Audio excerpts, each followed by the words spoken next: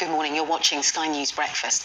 With us this morning to review the papers are author and journalist Nikki Hodgson and journalist and author Janelle Aldridge. Thanks so much for joining us, ladies. Of course, Israel, Gaza and Palestine are dominating the papers. We will start with the Sunday Telegraph, because what we're seeing here is the complexity, I suppose, of the Hamas operation suggests it was planned for months, and the Sunday Telegraph going along the lines of Israel suffering that 9/11 moment. Yes, I mean, I think what's so shocking about what's happened this weekend is the fact that this had obviously been planned for months because, the Gaza Strip was attacked in so many different places, so many Israeli bases were attacked by Hamas, and yet Israel didn't seem to know anything about it. And what we know is that the Israeli intelligence services are, some of the most informed and sophisticated in the world.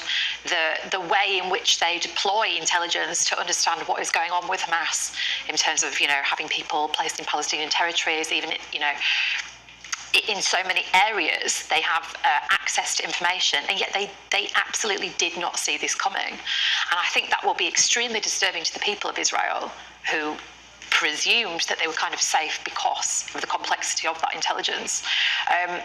And, obviously that tells you something about how carefully it's been planned by Hamas. Maybe there are people, some double agents and all the rest of it in places that the Israelis wouldn't expect.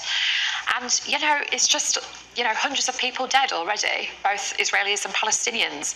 I think there's lots of disturbing elements to the story. I think one of the most complicated things is the fact that Israeli hostages are being taken and that they will be held in areas that Israel may seek to bomb. And so, they're going to have their own casualties in that regard. And, just this very stark picture on the front of the Telegraph this morning, this terrified family as they're kind of being escorted to safety. And that's one of the things that is running, the theme, I suppose, Janelle, that's running through all of the papers this morning, is that human element. The Sunday Express headline, Human Shield Horror.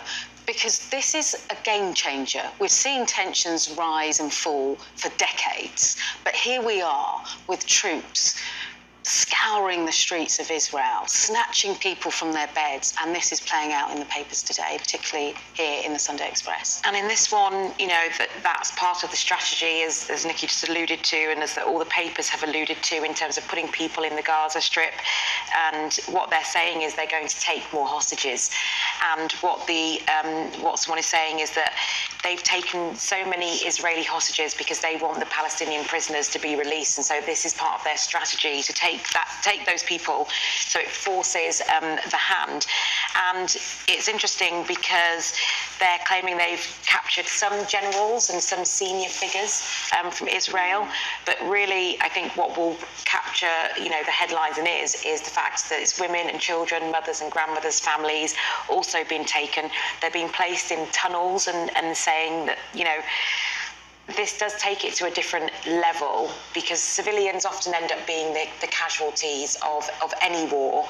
But in this case, civilians are not only the casualties, they're kind of been taken as well as in a very active way that isn't, they're in an area where they're shelling, they're actually been taken off the streets. So I think, it is a game changer in a complex story, which is so hard to even talk about in the time that we have today to unpack what is happening. But this is a game changer and must be very frightening for people caught up in this. It's rapidly escalating, and we will hear from Mark Austin later on Sky News Breakfast. He's live from Jerusalem. But closer to home, Nikki, HS2 was a big story last week. We heard that the northern leg was scrapped by Rishi Sunak at the Conservative Party conference. And here we are talking about the implications that will have moving forward more deeply today in the papers. Yes, obviously last week we had the fallout of it. We had Andy Burnham, the Mayor of Manchester, coming out very strongly saying it was the wrong decision. And even though Rishi Sunak in his speech at the conference last week pledged that the money that was saved on scrapping the northern leg of HS2 would go to sort out the Northern Powerhouse rail system, there are other ramifications. After getting over the shock myself, I feel it too as a northerner that that's being denied the north. There's now this report that actually there are thousands of people that were due to be employed to work on the Birmingham to Crewe line that won't be anymore.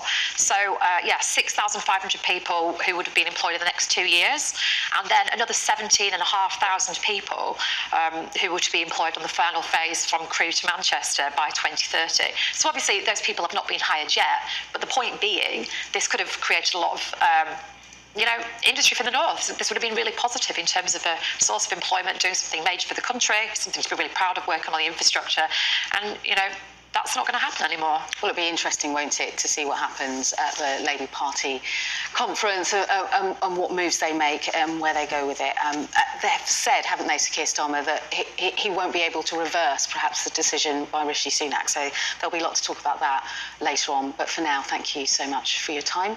It's been good.